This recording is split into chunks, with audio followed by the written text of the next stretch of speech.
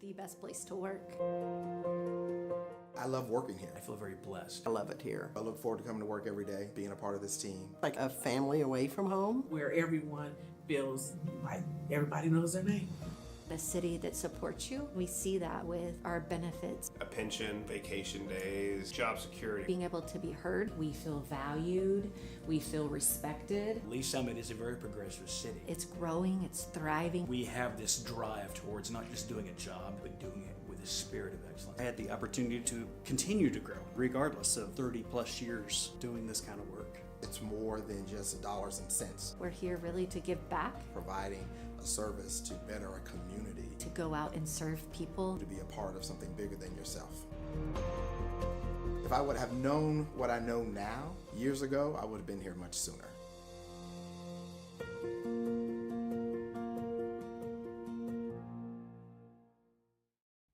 Hello, Lee Summit. I'm Jordan. Here's your flash briefing for the week of January 20th. City Council will meet for a regular session Tuesday night at 6 in Council Chambers in City Hall. Meetings are open to the public or watch live on the city's YouTube channel. If you can't watch, catch the recorded meeting on demand on the YouTube channel or by subscribing to the Council Debrief newsletter, which breaks down 3 to 4 key agenda items. Subscribe at cityofls.net. The city's Human Relations Commission will celebrate Dr. Martin Luther King Jr. Friday, January 23rd at 6 p.m. at the Missouri Innovation Campus. The theme for this year's free community-wide event is From Dream to Reality, Building the Beloved Community. The event will include keynote speakers, music and dance performances, and more, with the first 200 attendees receiving a free t-shirt. Come celebrate winter in downtown Lee Summit for the annual Shovel the Sidewalk sale on Saturday, January 24th. Partake in doorbuster deals and winter-themed specials at over 20 different businesses. Get more details at downtownls.org. New to yoga or ready to ease back into it this year? Join the free Yoga 101 class this Sunday, January 25th at 9:30 a.m. at the Green Street Market. All levels are welcome. Just bring a yoga mat or towel. Register at greenstreetls.org. Thanks for listening and have a great week. Traditionally, we think as police officers, those responding to law enforcement needs within the community. But honestly, we are there to serve our citizens, and our citizens do go into crisis. They do have mental health crises, and we're being called to those scenes on a regular basis. In order to help serve those citizens better, we did initiate the Crisis Intervention Team Program. These are officers that are specially trained to de-escalate crisis situations. Recently, we've brought co-responders onto the scene, licensed qualified mental health professionals housed within our police department, and they respond with those officers directly to those scenes where a crisis is occurring so they can interact with that citizen and get them the help they need right there on that scene. The co-responders are either a bachelor or master level in a behavioral health related field. They wear plain clothes, they don't carry weapons or anything like that. I have a police radio that I listen to all day. Listen for, those key words: mental health, behavioral health, crisis. There's a lot of officers that just call for me. I have my own radio number. I also have the ability to self-dispatch to them and say 982 is en route. Officers en route, 914, Armstrong.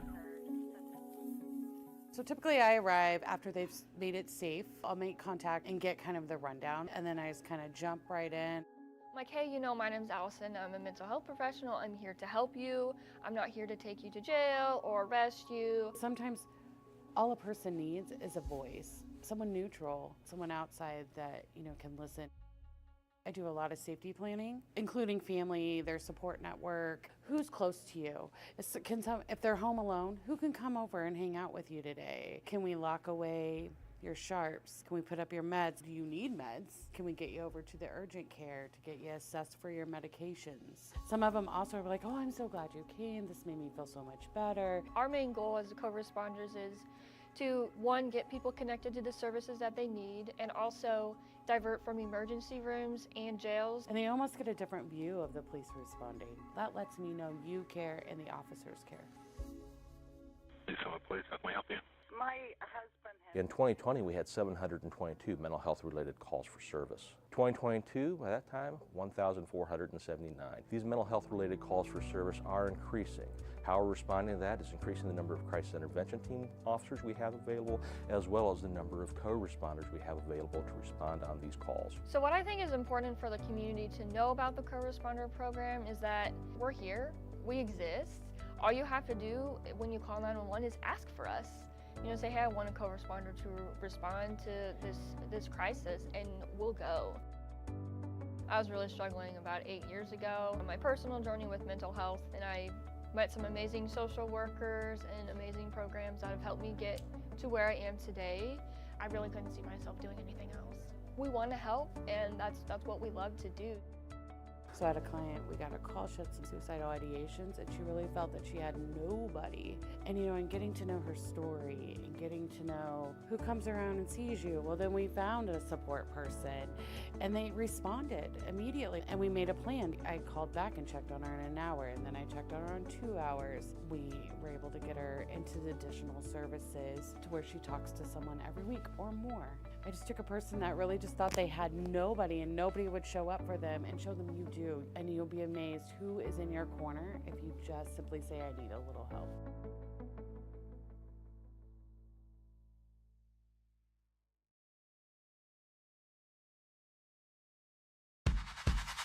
Lee Summit has lots of local destinations, but where do you start? Green Street, a vibrant community space in the heart of downtown, is where Lee Summit comes together. Its 3 dynamic areas have something for everyone. Green Street Market is a modern event venue and home to the downtown Lee Summit Farmers Market. Green Street Lawn is a covered performance space hosting live music, family activities, and more. Green Street Grove is a mixture of gathering spaces, an immersive playground, and bold architectural features. And all 3 areas host community events year-round. So the next time you set out to enjoy the city you love, remember, meet at Green Street.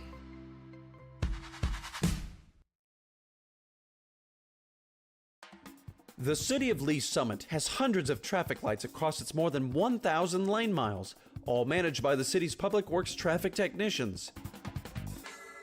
The work happens inside those metal boxes on the side of each intersection. Inside, technicians program a device called the controller. The controller communicates directly with each signal head via underground wires, telling each light when to turn on and off based on a programmed cycle. City traffic engineers design this cycle to allow traffic to flow as efficiently as possible for that particular intersection. In order to best match current traffic patterns, they install something called a detection system. Detection systems have taken many forms over the years, from sensors in the pavement to radar boxes. But in Lee Summit, they primarily consist of cameras, which workers mount above the traffic signals. These cameras don't record video or your speed. Instead, they monitor the spaces at the front of the intersection and identify when a vehicle is present in a specific spot. Once a vehicle is identified, the detection system sends a message to the controller, which then adapts its standard cycle to best serve the cars that are present. The pedestrian button works in a similar way. When the button is pressed, the controller receives a signal, requesting that it allow that section of the pedestrian walkway to go, which it then inserts into the signal pattern. Technicians also install something called a conflict monitor. The conflict monitor is a device in which they program all the potential patterns of lights that would lead to a collision.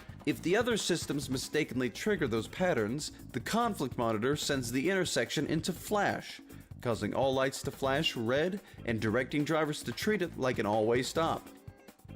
City traffic technicians implement and maintain these systems so effectively, we rarely consider them. But every time we safely pass through a signal-controlled intersection, it's all thanks to their work. So the next time you're waiting at a red light, remember the delicate coordination of super smart systems that move you through that space safely and efficiently every day.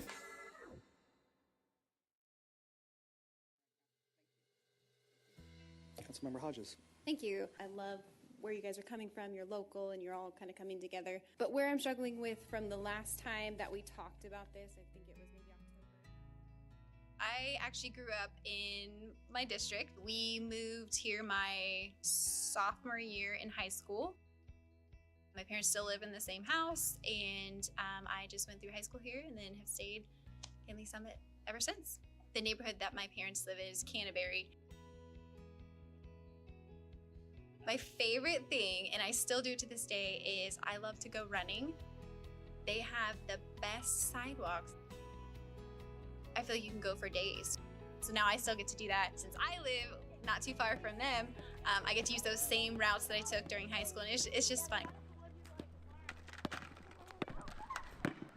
right, let's see it, Jess. Go.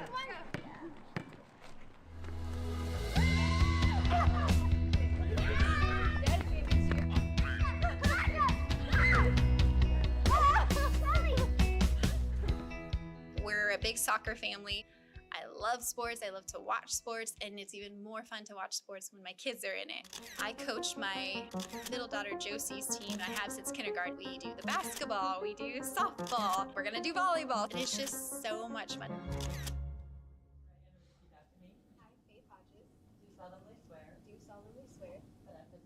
Something that I would like to accomplish while on city council is to get more family activities here. You know, I don't want to have to be driving my family to, say, the Kansas side or any other city but my own. And I want to be able to invest in our city and make family memories in our city. Open the public hearing in the matter of K1 Speed, Diventures, Crack Shack, Blue Jeans Golf. I just want to say thank you for bringing this to Lee Summit. I grew up at this. My grandpa would take us there, so I'm excited that now I can take my kids there. Bill number 23-0, pre-construction services for the downtown Market Plaza project. I'm just as excited as everybody else about the downtown marketplace. I'm extremely excited about the community that it's going to bringing more family things to do to the city and right in the heart of it. When you presented the numbers, the first time you came to us, it was 25.5%, and then you know, people were like, oh, you know, being on council, it's not a lot of work, I think it was a bit of a surprise when there's so much info that you realize you just don't know. Even something as simple as sidewalks. It's like you don't realize how much goes into something like that. After a couple months, I'm like, okay, I'm finally, you know, catching the groove of how things work, learning new things, but also feel like I've got some things under my belt as well. It's been a great experience so far.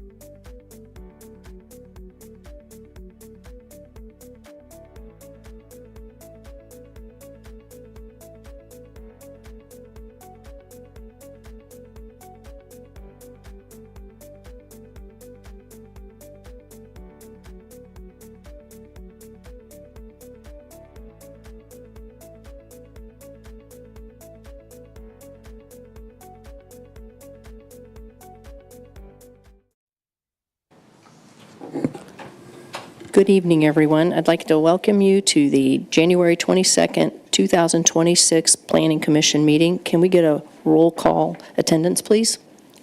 Ed Urington, Present. Sherry Frazier, Present. Jake Lovelace, Present. Dana Arth, Present.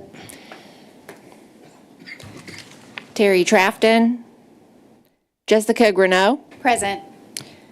Tanya Jonaford, Present. Chip Tazinski, Present. Randy Benbrook. Present. All right, thank you. Can we get a motion to approve the agenda as published, please? Chair, I make a motion to approve the agenda. Second. Can we get a roll call vote on that, please? Ed Urington, Yes. Sherry Frazier, Yes. Jake Lovelace, Yes. Dana Arth, Yes. Jessica Greneau, Yes. Tanya Jonaford, Yes. Chip Tazinski, Yes. Randy Benbrook. Yes. Okay. We will move on to public comments. This is the time that the public can come to the microphone and speak about the Planning Commission business in general.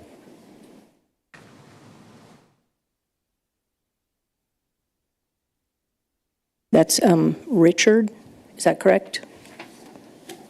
If you could come to the microphone, Richard, did you?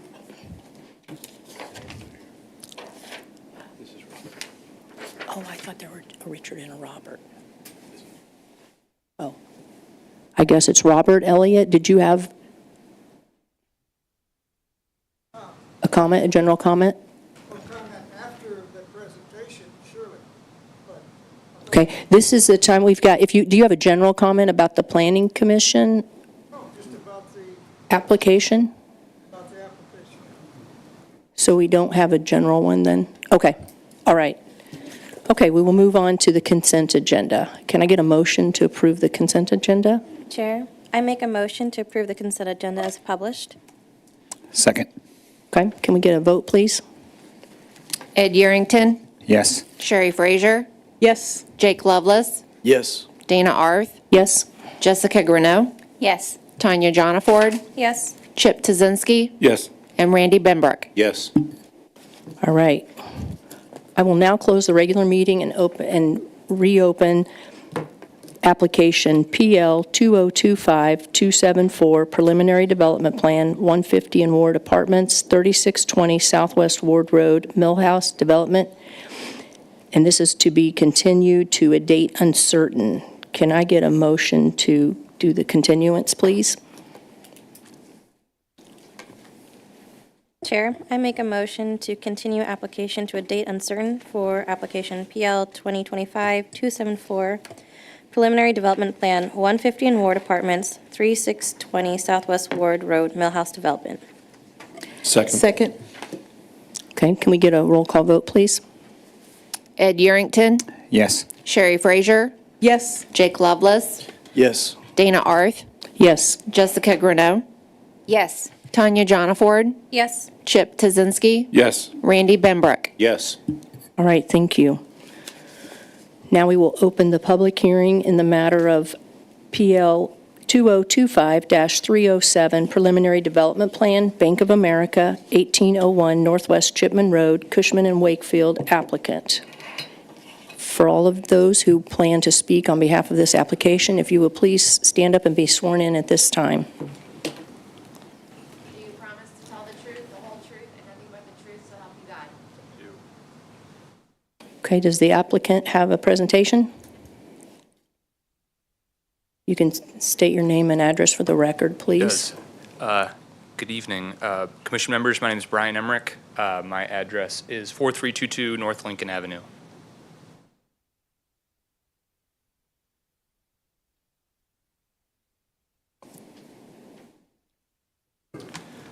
Okay. Got a brief presentation here. As you mentioned, I'm here representing the commercial preliminary development plan for the Bank of America over 1801 Northwest Chipman Road. Quick agenda, go through the existing conditions, project descriptions, details, our responses to the applicant's letter, and then I understand there's a section for questions after the staff report, so I'm going to hold off on that one. This is the street view of the existing conditions. There's a Bank of America development there now. The current building is single-story, approximately 4,100 square feet on a 1.41 acre parcel. There are 4 drive-up service lanes under canopy in the rear of the building, as well as 1 remote ATM, which you can kind of see on the side of the site here. 2 existing driveway curb cuts accessing Northwest Chipman Road. 1 is a fully signalized intersection on the northwest corner, and then there's a right-in, right-out only driveway in the northwest corner. At Zone CP2, there's 25 existing off-street parking spaces, and there's no existing pedestrian connection to the right-of-way. So, aerial imagery on the right, and then the ALTA survey we had done, just for reference. Our project description, we're proposing to raise the existing bank development and construct a new modern Bank of America branch, a slightly larger footprint, 4,700 square feet, still single story. And the bank is also looking to subdivide the 1.4 acre parcel into 2 smaller parcels. So this bank will sit on the western of the 2 parcels. There will be 2 remote drive-up ATMs, not under canopy, very similar to the one that exists today in design. No change to the 2 existing curb cuts onto Chipman Road. No change in zoning. A slight increase to 27 off-street parking spaces, and it will feature a pedestrian connection to the right-of-way. These are the 4 building elevations. My colleague, Kaylee, who's with our architecture firm, is here. She can speak to any questions later on, specifically on building facade materials, but this is what the elevations look like here. These are some conceptual renderings of the prototype building that kind of just better illustrate a little bit more of the color and stuff like that for the 4 elevations. This is an overview of the site plan that I described a moment ago. As I mentioned, slightly larger footprint, still single story. These are the 2 drive-up ATM lanes on the east side of the building. This area on the east end is that just under half-acre parcel, which will be subdivided at a future date. This is, let's see, a image of the privacy fence that is proposed as part of that, I forget the exact term, the high-density landscape buffer on these sides adjacent to the residential districts to the west, south, and north. And this is kind of what the drive-up ATMs look like. As I mentioned, very similar to the one that exists on site today. So a landscape plan, as I mentioned, we're going for code minimum landscape design on this open space area, which will be subdivided and developed at a later date. There's, as I mentioned, the landscape buffer on the south, east, and west sides of the site. I think that's all I wanted to say on this one. Photometric plan, code compliant. This slide just kind of gives you a little idea of what the bank standard light fixtures look like. And then I wanted to go through a few of the responses in the applicant's letter. So we are requesting a modification to the parking lot setback on the west side of the site from the 20 feet that is required down to 6 feet as is shown on the plans. And there was another comment about platting and the need for a plat. The future subdivision of the properties will require it to be replatted, and our response is that's noted and will be completed, I understand, after the PDP process is complete. There's also a note about the public sanitary sewer extension.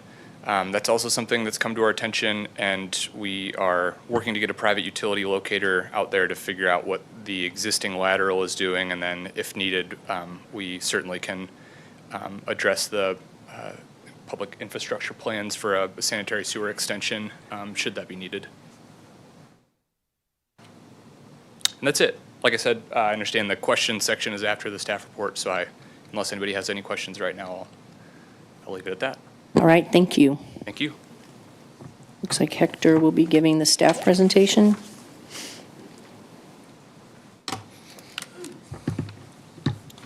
Good evening, Hector Soto Jr., Senior Planner. I'd like to enter into the record Exhibit A, list of exhibits 1 through 16. Exhibit A, 1 through 16, noted and entered into the record. So as Mr. Emmerich had mentioned, this application before you is for consideration of a preliminary development plan to remove the existing Bank of America site and replace it with a newer, modern building that's on a little bit tighter, more efficient use of the property that's going to free up about half an acre on the east side of the property. So this image here will give you some context to the surrounding development as well as the surrounding zoning. Across the street to the north is Summitwood Crossing Shopping Center. The primary entrance into the Bank of America site is the signalized intersection there at the south boundary of Summitwood Crossing. On the east side, northeast corner is that right in, right out that was mentioned.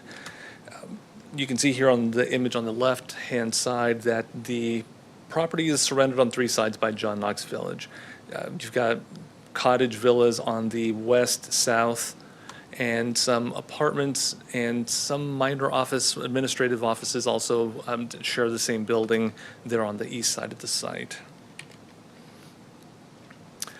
So the image here on the left shows, kind of provide a little bit of a side-by-side comparison to see what changes are basically yielding the new development that's on the right. So essentially they are turning the building a little bit more in north-south orientation, reducing the number of drive-through lanes from 4 to 2, and again, just providing a little bit more compact and more efficient use of the site to free up that area on the east for more development in the future.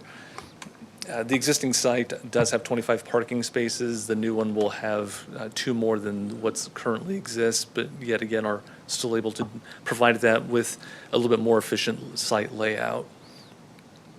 One thing of note, and it was stated in the staff report, but just for everyone's edification there, that any future development of the east side of the property will require coming through this process, so it'll be considered at that time. So it'll come through for consideration.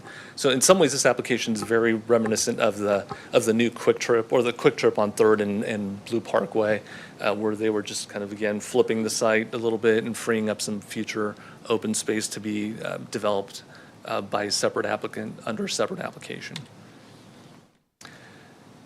So the materials that are going to be used are primarily a stucco brick building. It does have some metal accents, particularly along the main entry there that frames the north side of the building. And there's quite a bit of glass there on the north elevation, and this would be I believe this would be the west elevation here on the upper right-hand side. The existing use and the proposed reuse of the property is consistent with the comprehensive plan that calls this area as commercial. It does provide a needed service along a major commercial corridor, providing again banking services to area patrons to the commercial shopping centers, as well as the John Knox Village property that abuts it on 3 sides. There is one modification request, and this is born out of an existing condition. The 2 images here side by side show what the existing condition is, which is area framed in red, and the proposed condition, which is framed in green. So the existing parking lot, which also provides that existing ATM drive-through facility, is set back only 1 foot from the property line. And with this new realignment and redesign of the site, they're able to gain an additional 5 feet and yield a 6-foot setback from the property line. The image here on the far left kind of gives you some reference or context to where exactly that lies. So within this area, there's already an existing vinyl screen, solid vinyl screen that lines most of this property line. And as Mr. Emmerich had said, there'll be a continuation of that screening on the other 3 open sides of the site. There'll be quite a bit of vegetation that will be planted there along the west as well. So they'll be gaining 5 feet of separation, but then also heavily screening it with a new or if it needs any replacement, a new or replaced fence, plus the significant amount of landscaping that's going to be provided there along that west boundary. The neighborhood meeting was held on December 11th, but there were no attendees. There are 2 conditions of approval, the second one being just modification to the parking setback to allow a 6-foot parking lot setback along the west property boundary. And condition number 1 is our standard that development shall be in compliance with the plan that's presented before you. So with that, I'll yield to any questions you may have. Thank you, Hector.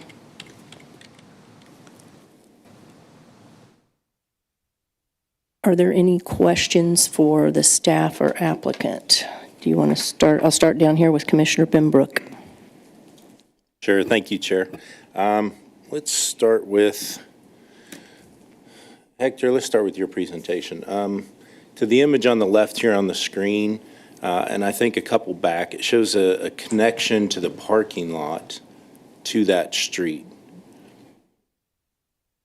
Is that going to continue? Because it looks like we're removing that parking area that's to the east of the current bank, and it looks like that street to the south connects into that parking lot. Are we removing that connection?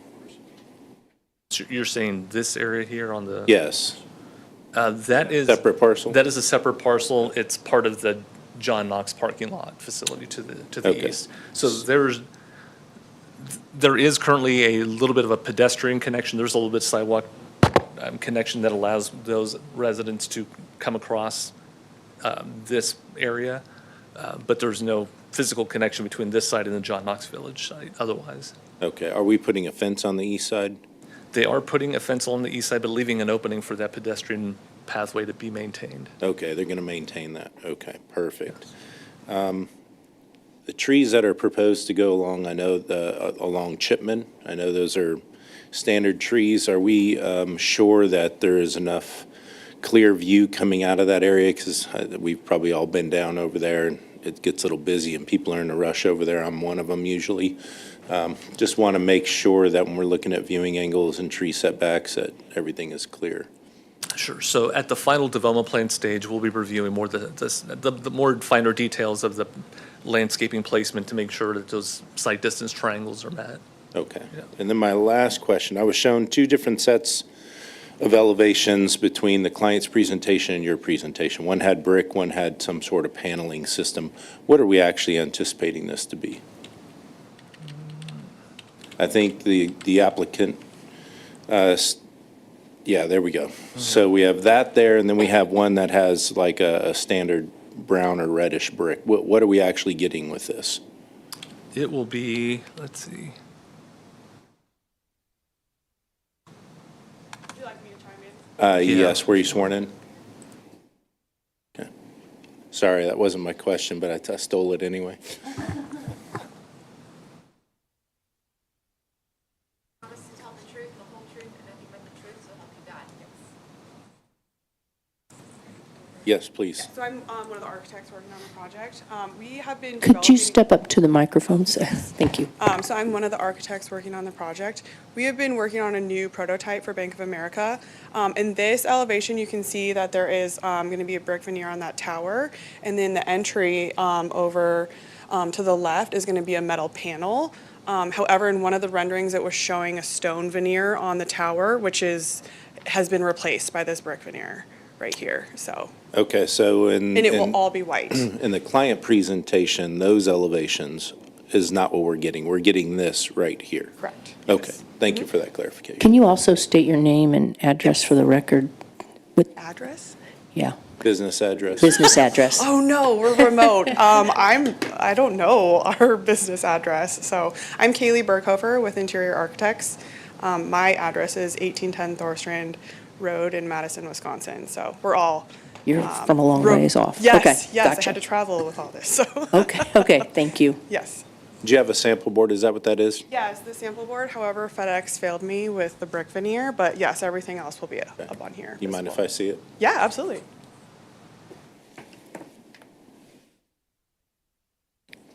Do you have any more questions, Commissioner Benbrook? I do not right now. Thank you, Chair. Yeah, so, the stucco will match the Benjamin Moore charcoal slate, and then there will also be a white stucco that will match the white metal panel.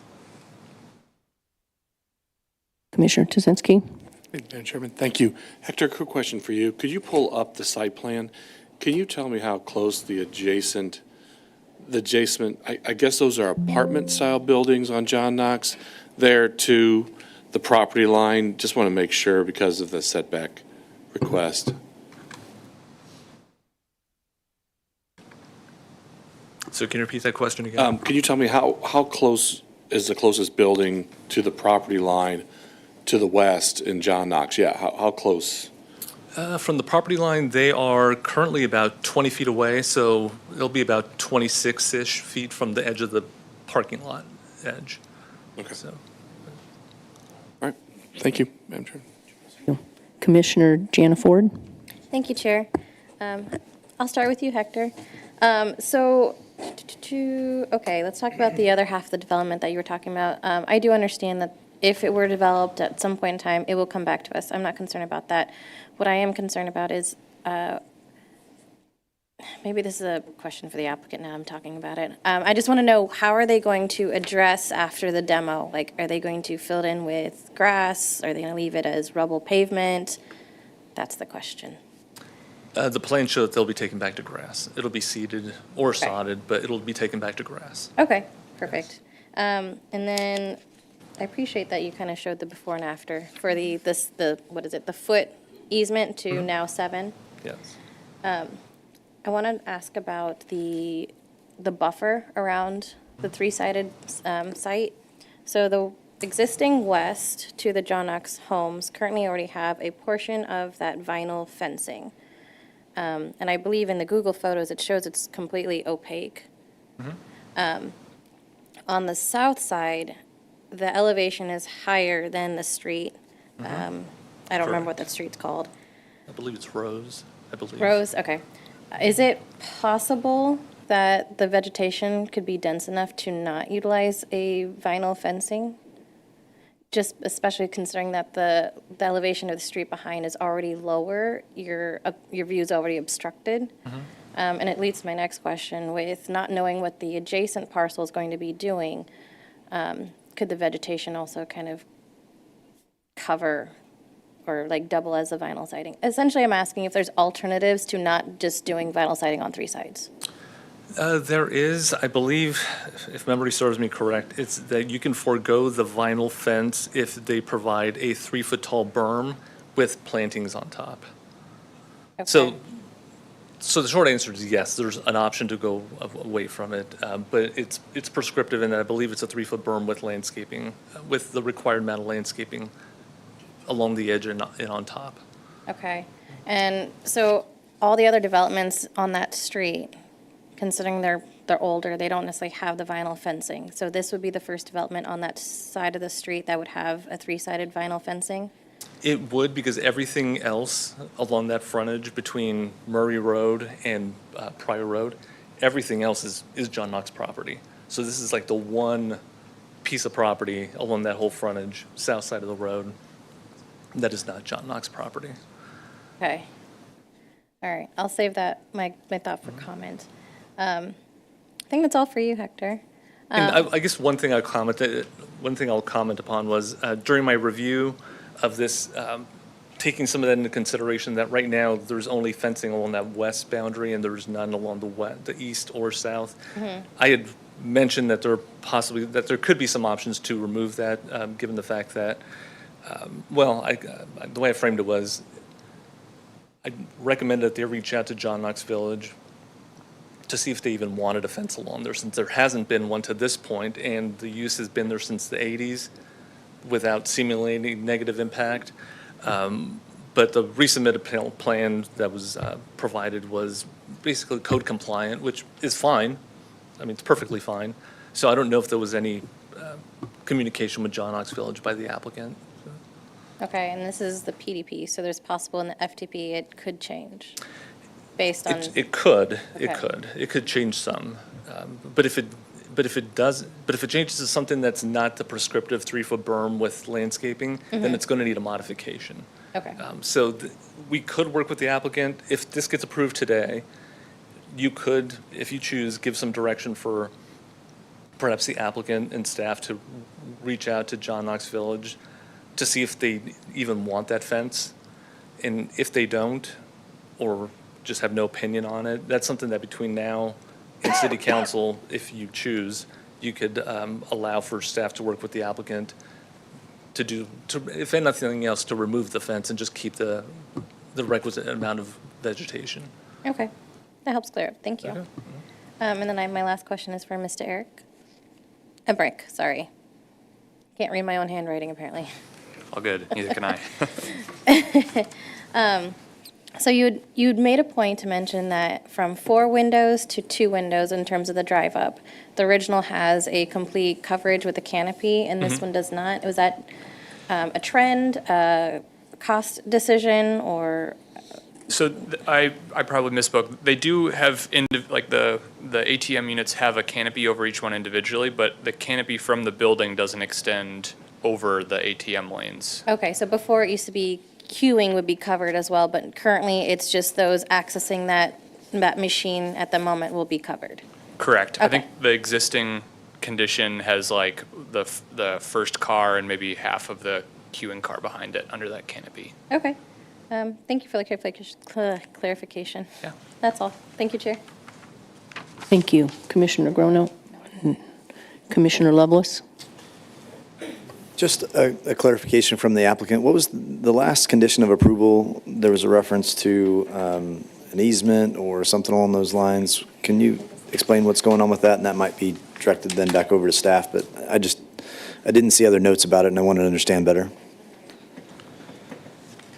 The second condition of approval about the, oh, sorry, this is a staff recommendation. Yeah, I thought it was your third.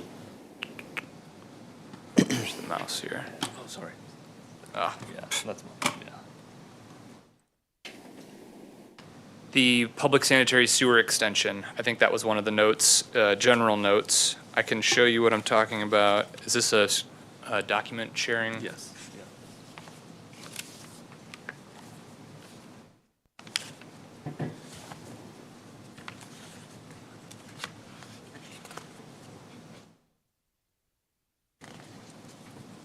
Apologies, bear with me.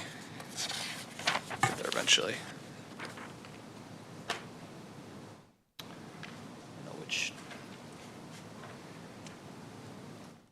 So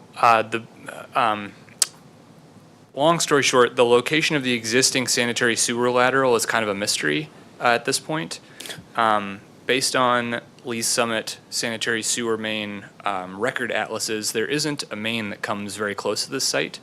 And we don't have good record data on where that existing, obviously there's an existing building there that has bathrooms. So there's not a lot of good data on where that sanitary sewer lateral exists. So if we needed to construct a new one and we're not able to salvage the existing, what you see here, this path that leads through the parking lot to the west is the closest sanitary sewer main to which we would need to connect without having to do a sanitary sewer main extension along our frontage. So my response was simply, I don't remember what my response was, but that if the public infrastructure plan process is what's needed, that's acknowledged, and we will certainly go through that process. Thank you for clarifying. Yeah. I guess, Hector, as one follow-up question to what Mr. Bembrick said, I do believe that the plantings show sugar maples in those locations, and so question, comment, can we review that and figure out at those entrances, make sure we don't have 50 or 60 foot tall tree there? Mm-hmm. Yeah, we will do that. Okay, thank you. Commissioner Frazier? I apologize. I was looking at the examples. I have a question for the applicant, please. Just clarification on the canopy. So you were going from 2 on one side with the ATMs, and there were 2, I believe, in the back that had a canopy. The ATMs previously did not have one. So now you're going to 2 on the east side of the building? So we are going from, There were 2 on the west, and it looks like there were 2 on, now there are proposed 2 on the, am I? so this is the existing condition. There are 4 existing drive-up service lanes under the building canopy in the rear of the site, and there's also 1 remote ATM that has its own little small canopy. Correct. On the west end of the site. In the proposed condition, there are just 2 remote ATMs that have their own little canopy on the east side of the proposed building. Okay, forgive me, when you say remote ATMs, I'm thinking traditional, so there's no window there for, I'm dating myself. It just, yeah, correct. It's not a drive-up teller lane. Okay, It's thank just you. an ATM, yeah. Thank you. Okay, and then the other thing, so there's a ramp, this is regarding the ramp with the pedestrian access on the east side, so on the east side, there's also John Knox's to the east. Here. Yes, to the east, to the south, and to the west. I don't see any other ramp access from the parking lot, other than that one on that side, is that correct? Correct. We would connect to Chipman Road sidewalk to the north, Okay. and then we're leaving that ramp over that connects to private property to the east. But yeah, the Rose Court is like 8 feet lower than this site is. Okay, and that just, the rose is the street? The private street to the south, yep. Okay. Thank you. Thank you. Thank you, Chair. Commissioner Yerington? Yes, my question is for staff. What is the requirement for how many square feet a building requires how many parking spots? Is that 300? It's dependent on the use. In this case, it's 4 spaces for every 1,000 square feet of gross floor area. 4 spaces for every 1,000 square feet? So and that varies depending on the use. Right. But So we're roughly, the requirement is roughly 16, but the developer has 27. I don't know if that makes a difference. I was just curious of why we had so many more spots than the requirement. that'd be a question. There was a similar kind of over-parking situation with the initial review that I made comment about, just asking if there was a way to maybe land bank them if needed. But the desire was to move forward with them as proposed. But that's something we can work with them on to see if they actually have to build out all of them. But I can defer to them to answer the question as to why they feel the need for that. Sure, thank you. Sure. So it is just for the record, the code requirement is 19 minimum for the site. I know it's small potatoes, but you're correct. We are proposing 27, and Hector is also correct. We did go through some iterations of the site plan. One of those iterations included eliminating an entire row of parking on the north side of the site. So we are over the code minimum, but as I understand, there's no maximum, and the directive is just from the bank has been to go with 27. Just overload it. Okay. Just curious. Okay, thank you. That's all I have. Okay. Commissioner Yerington, can you pass the materials board back down? Thank you. Did you want to see that and ask some questions, Commissioner Janaford? No questions on the finishes, thank you. Okay. So are there any additional questions from staff or applicant? I've got one follow-up, if you don't mind, Chair. Sure. It just dawned on me that we're maintaining this ramp to the east, but we have no sidewalk. They're walking through a grassy field to get there. I guess the question becomes, do we know if it's used very frequently by people in John Knox Village? I would say if you're going to leave it, we probably should have some sort of connection that's safe to travel, because if you're telling public it's a accessible or they're able to use it, we probably ought to give them safe passage. So we should probably include that, you know, like a 4-foot walkway. Pretty, shouldn't be too expensive, but something to give them a safe travel.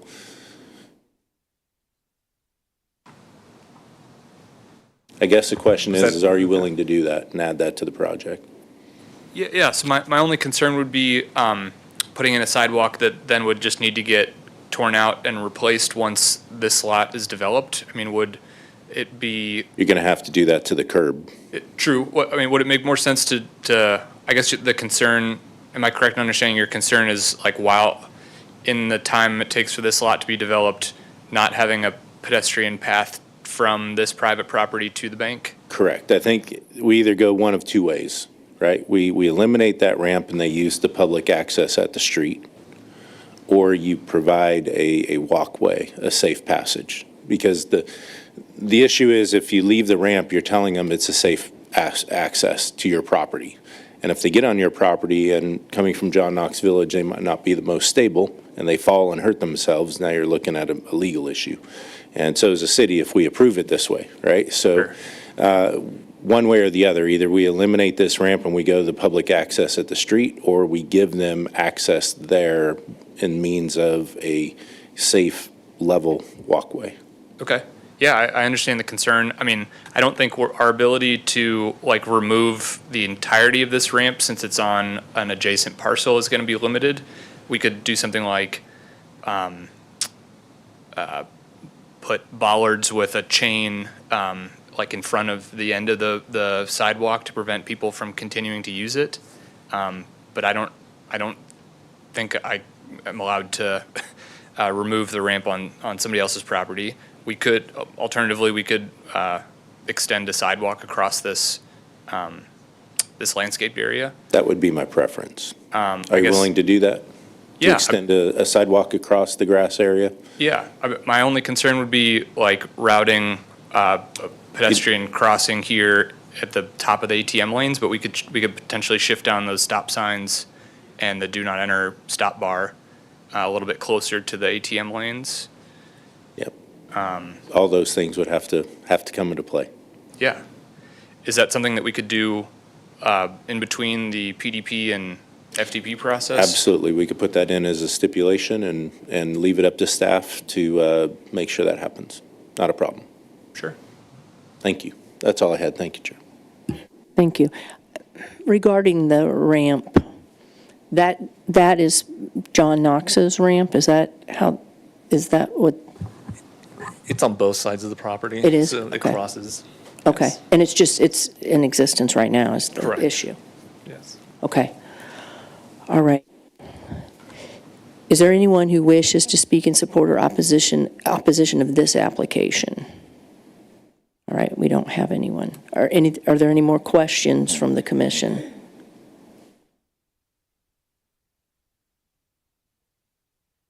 Does the applicant care to respond to any of our questions? You probably already did respond to all of them. Okay.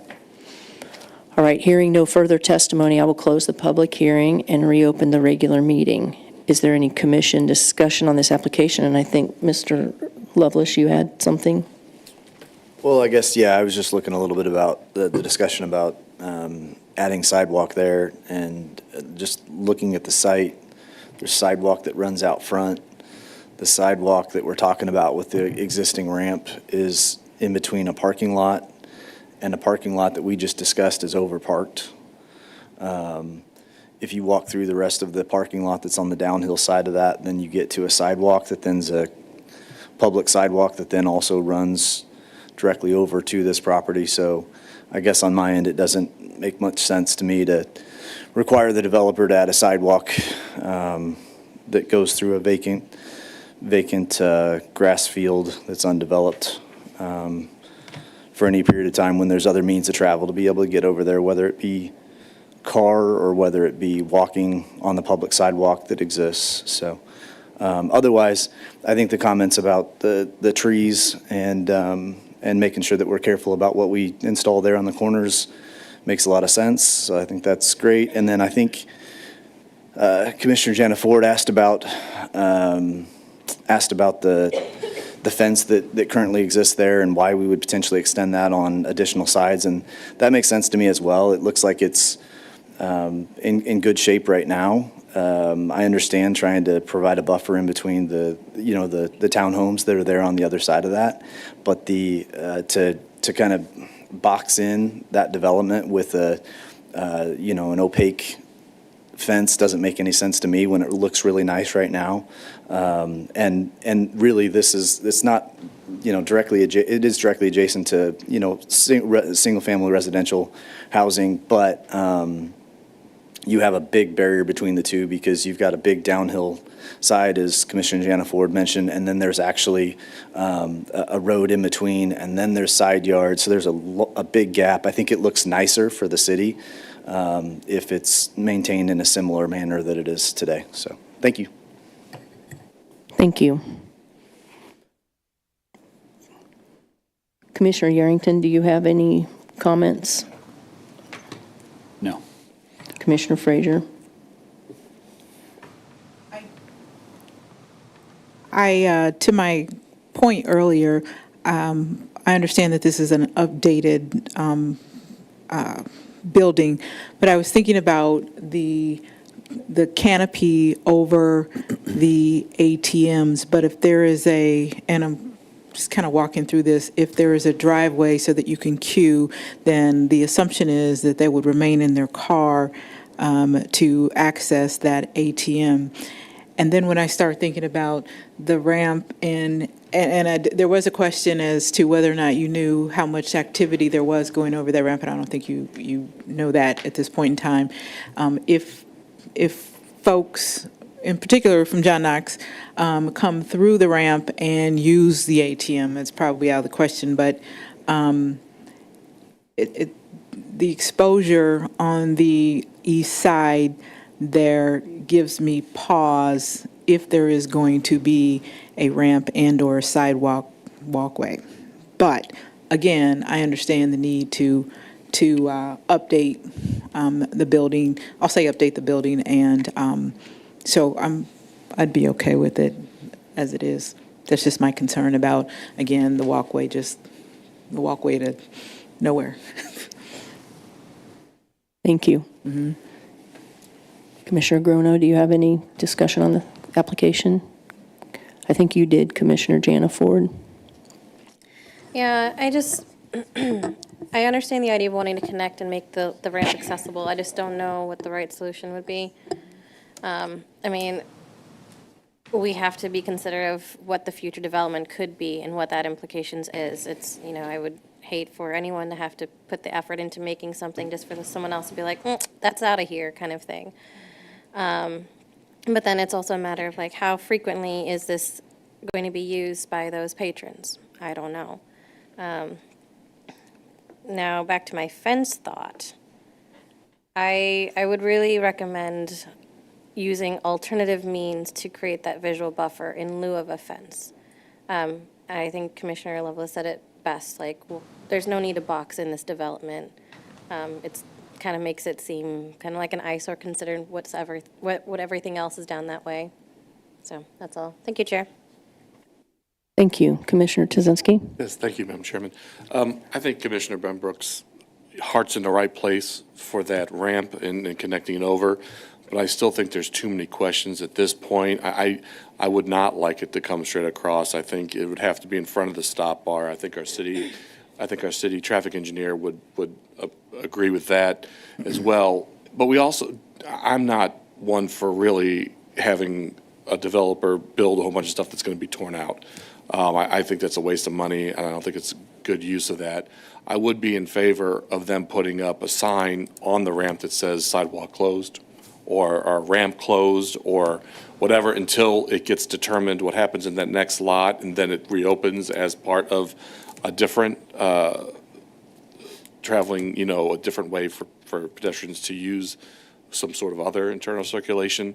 But I just don't think adding additional sidewalk at this point is the right thing. But I do think that there should be some sort of signage or something to close that ramp off. Thank you. Thank you. Commissioner Benbrook? Yes, thank you. Final thoughts. I am open for the applicant and John Knox Village to decide whether they want the fence on the south side and what to do with that ramp. I just think there needs to be some coordination between ownership and staff on that. Otherwise, I'd like, to be honest, I'm excited to see this. This building's been here since I've lived in Lee Summit, and it hasn't changed. So I'll be honest, I'm excited to see it change and get updated. It's a very busy part of the city, so thank you for doing that. We're grateful to have this come before us and to get a fresh facelift, and actually more than that. So thank you to the applicant. That's all, Chair. Thank you. Thank you. So the fence is not part of a condition of approval, is it? It's just part of the application itself and the requirements of the application? So right now, as presented, it's code compliant.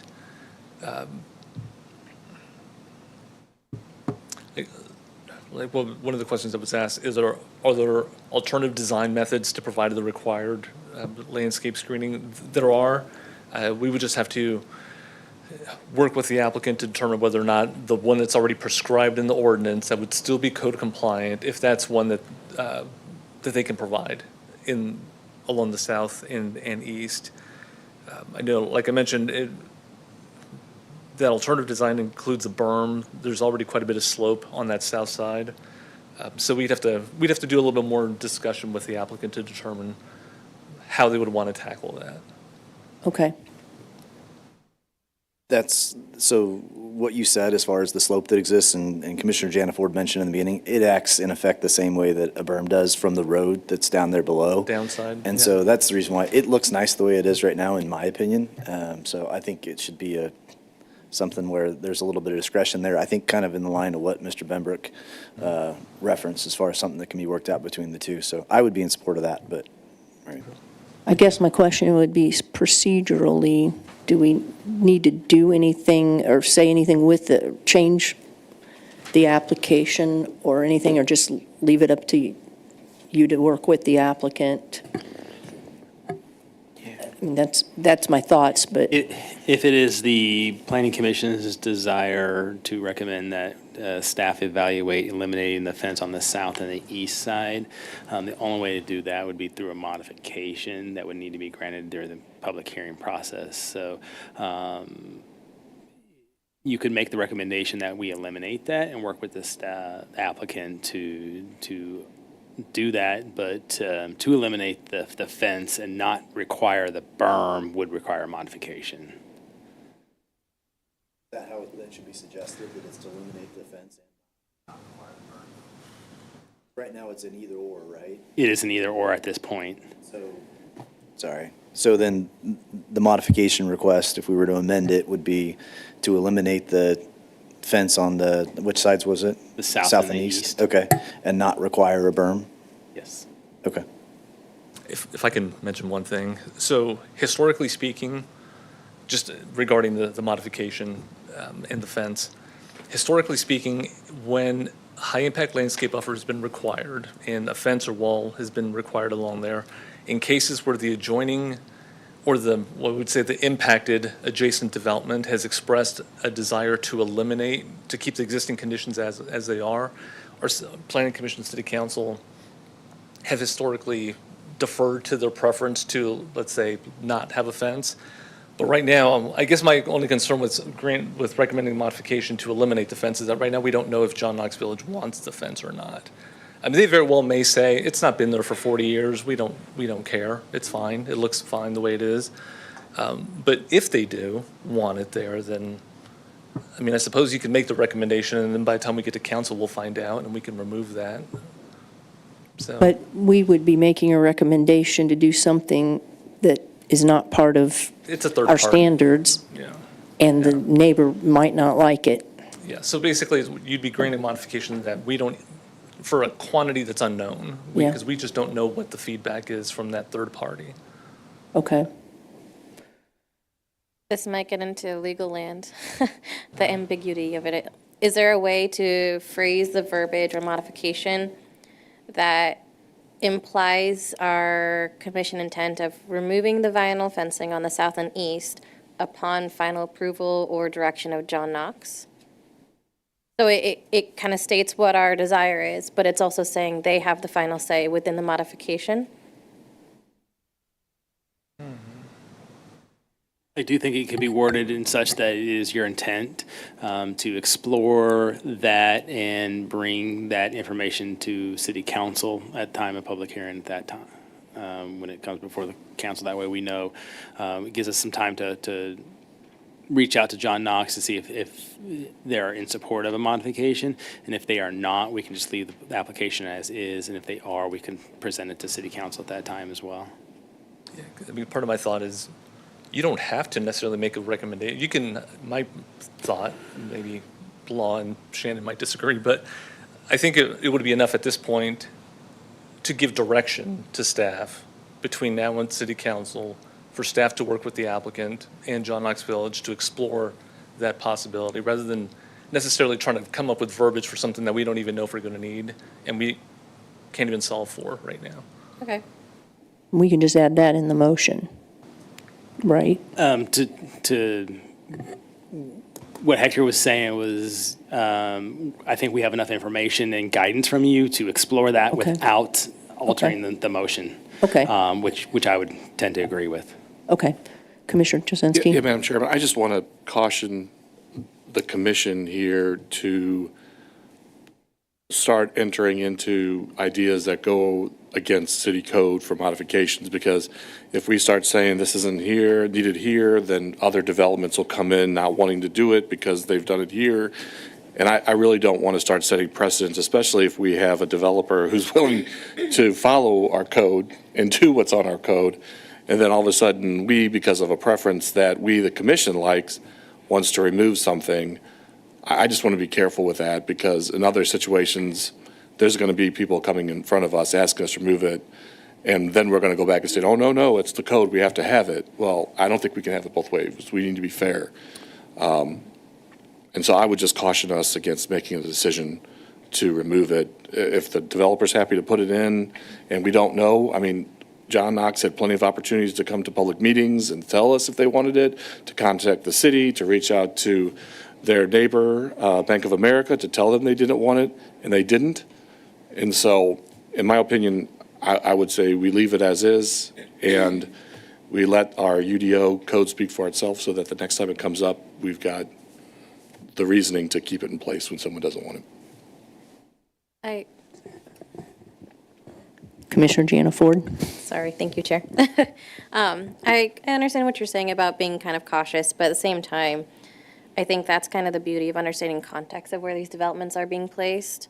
So we let the context kind of help form what would fit best in that area. And on the caveat, there's a lot of franchise-specific buildings that we do accept and not accept, but approve, even though they may not align. So it's a push and pull, kind of understanding where the development is and what fits. That's my thought. Commissioner Yerington? Yes, and I think the staff mentioned that it does fit our comprehensive plan as it relates to land use. And that being said, I think in my parameters and what I do up here as a planning commissioner, the applicant has identified it does support the UDO, construction materials, setbacks, parking, and it does everything that me in my role should be identifying. And then if we have recommendations, that we have a suggestion, that we can address it to the chair and she can address that to the council. If I'm understanding what everybody was trying to explain. Is that the proper process? Do you want to answer? Or, well, I would agree that I think we have, if I understand what you were saying, is that you believe we've given enough direction here, directed, basically channeled through this body to be expressed to the city council what the thoughts are in regard to this screening. That's right. Yeah. Because we're not here to negotiate with the developer. We're just here to make recommendations. Does it conform to the UDO setbacks and chapters that we're charged to support? And then whatever decision that the council makes, that's on them. We're just making a recommendation. So I think the applicant has fulfilled what they needed to bring to our attention for us to approve the. And to your point, Commissioner Yerington, there's a record of our comments or our not recommendations, but things we might want them to consider. Thank you. Are we ready for a motion? Okay. If I can get a motion on this application, please. I move to recommend approval of application PL 2025307, Preliminary Development Plan, Bank of America, 1801 Northwest Chipman Road, Cushman and Wakefield applicant. Second. Can we get a roll call vote on this, please? Ed Yerington, Yes. Sherry Frazier, Yes. Jake Lovelace, Yes. Dana Arth, Yes. Jessica Greneau, Yes. Tanya Jonaford, Yes. Chip Tazinski, Yes. Randy Benbrook. Yes. All right, thank you. The motion has passed.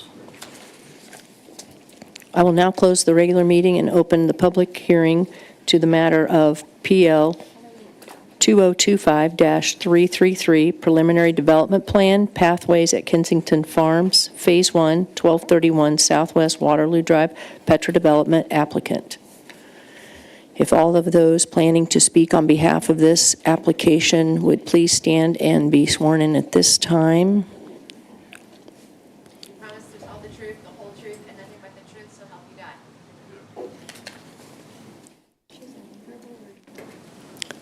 We have one more person who stood up late. Are you Richard or Robert? Tyler. I'm sorry, I was speaking to the gentleman in the back row. Are you planning to speak on this application? Okay, he stood up at the end, at the very end, so I don't know if that counts as being sworn in or not. Right, the gentleman back there. Promise to tell the truth, the whole truth, and nothing but the truth, so help you God. All right, thank you. Okay, Mr. Burks, you have a presentation for us.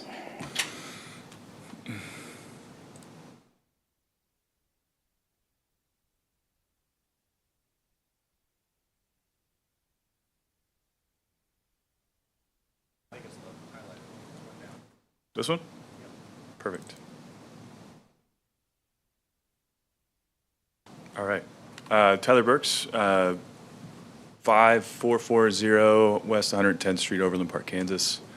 So we're here tonight to talk about Pathways at Kensington Farms down in the 155th and Ward, right? You guys are all familiar there. So I'll go over the presentation outline really quick. I'll keep this one quick this time, I promise. I won't take you 45 minutes this time. Quick reintroduction, who we are, the team and everything like that. Previous project plans, so kind of giving you a little history of where we started with this whole thing, and then ultimately where we're at currently. And then where we're headed from there, moving forward, and then stormwater drainage, existing utilities, ultimately existing conditions, and how this project moving forward today helps the current situation with the land. And then just a quick touch on some of the public improvements that'll come with Phase 1. So Tyler Burks, Managing Director of Development, Petra. I also have Ty Brandon here on my team with me at Petra, here in Kansas City, headquartered out of Wichita. NSPJ Architects are the ones that are working on the clubhouse and things like that. McClure, which we have Paul Osborne here with me today. Merge Midwest did the traffic study. Terra Foundation did the stormwater. And Spencer Fain is helping us out with the legal side of things, HOA formation and things like that. Our first pass, right? This was our very first iteration of what we try to do here. Phase 1 was always detached single family for sales, and that's exactly what it is today, but continuing on with that. And then previous plans, of course, wasn't favorable. So we changed it, and then we reduced the overall unit count from over 700 units down to 540 overall. And then again, as everyone knows, that wasn't favorable either. So where we are today, continuing to move forward, I'll kind of skip over that, is that we obviously came to City Council for an appeal to continue on with Phase 1 only. That's what we're focused on here tonight, is just the detached single family for sale product, which is favorable for everyone, including the neighbors and things like that. So that's all we're focused on here tonight. But I do want to touch On our efforts with the neighbors, it's been continuous almost every single weekend since the denial. The first one was 5 hours at Starbucks on 150 highway and 291 out there. I mean, we spent a long time going over all the details of the entirety of this project.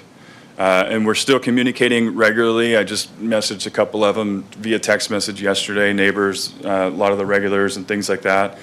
I've been to a couple of their houses and still meeting with them continuously. So it's still not going to stop until we finish out the project. Ultimately, working towards a common goal, right, with what everybody wants. And, you know, we want to bring the people what they want, right? So that's what we're here to do. And then more importantly, work together on how to improve the existing HOA situation. I'm not sure if everyone's too privy on it, but it's obviously not the greatest of situations for them currently.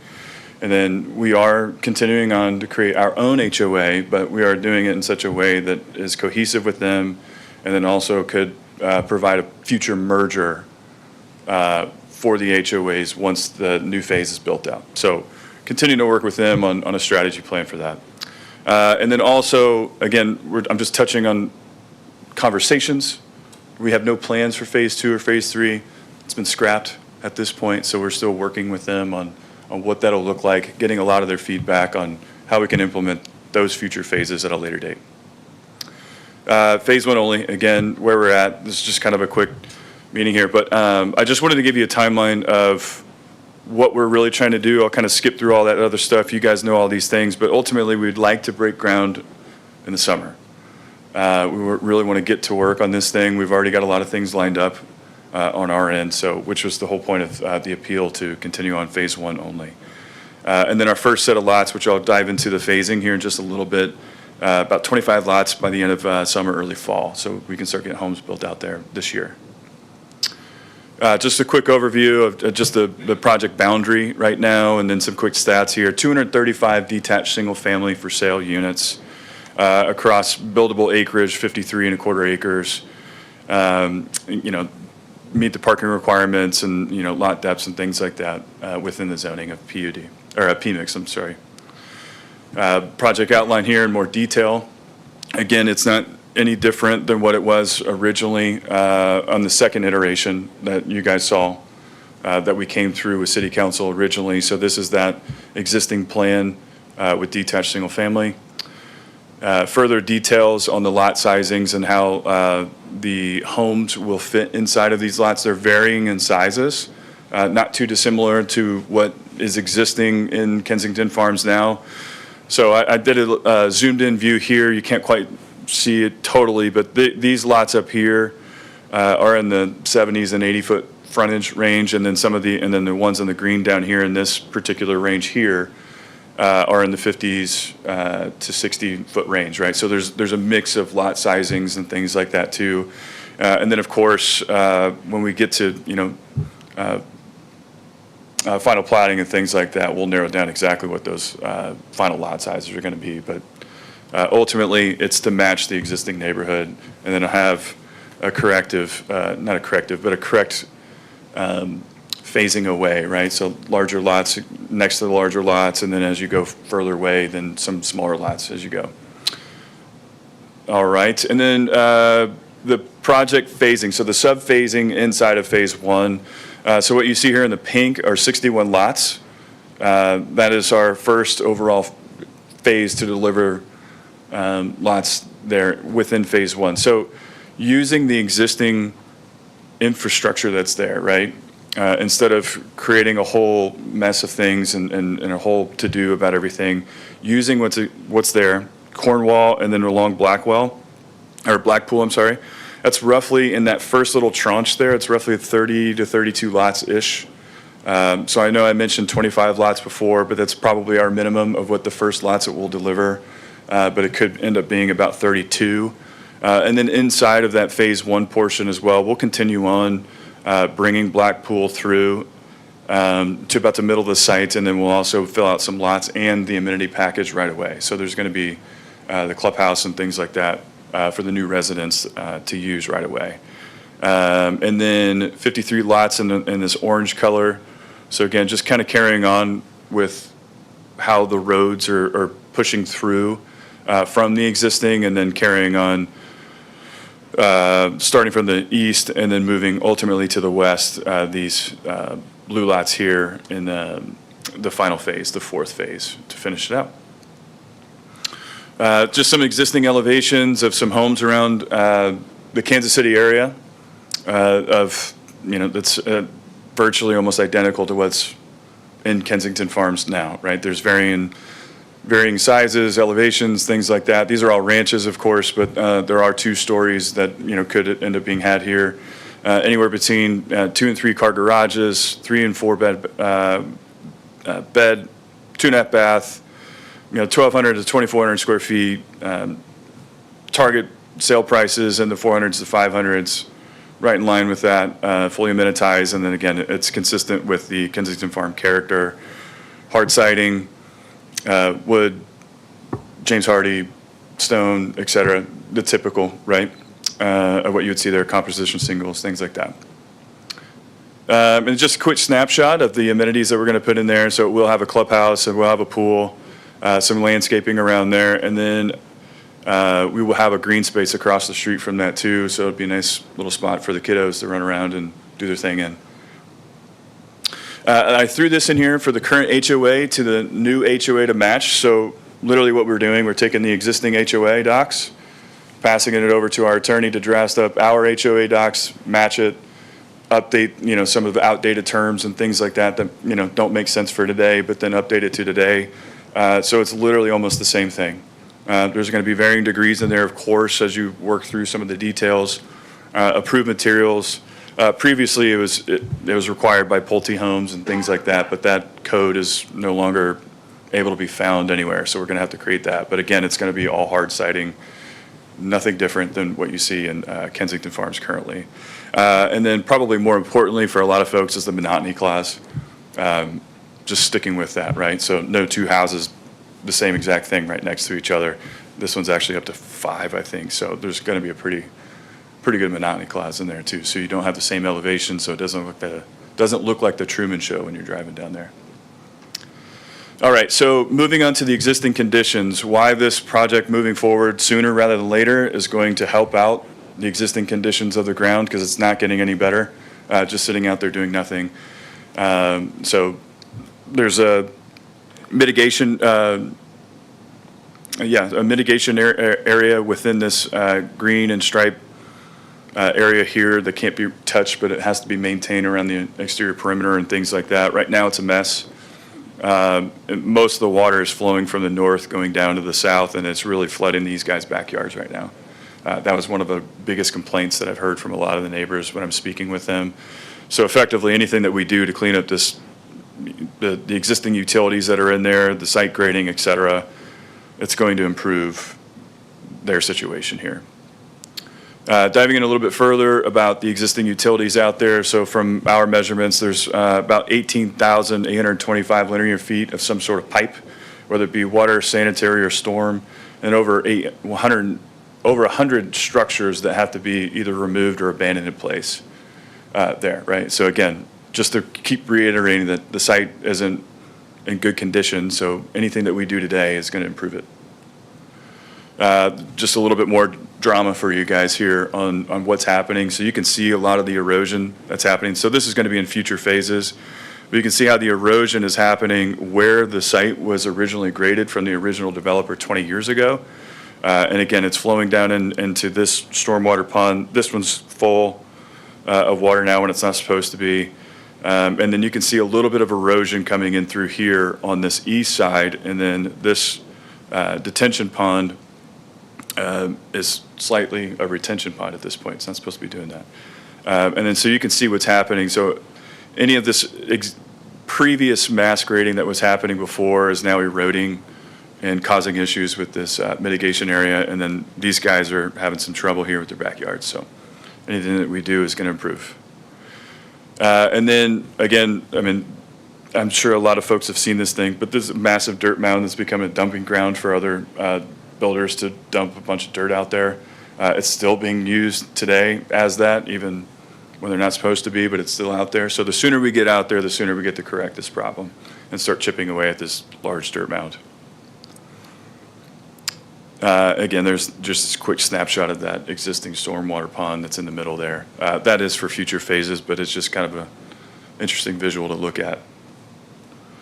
All right, here's a clean, nice new utility network that we're going to throw in there as well. All new storm drainage in there all throughout this entire network, water, sewer, et cetera, all going throughout there.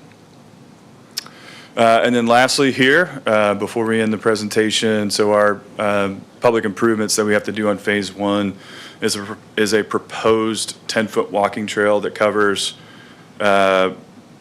from the length of Ward all the way to Rupert Road, right? So phase one is required to input some sort of walking path along County Line Road. That's it. Thank you. Thank you. Looks like Mr. Soto has this presentation as well.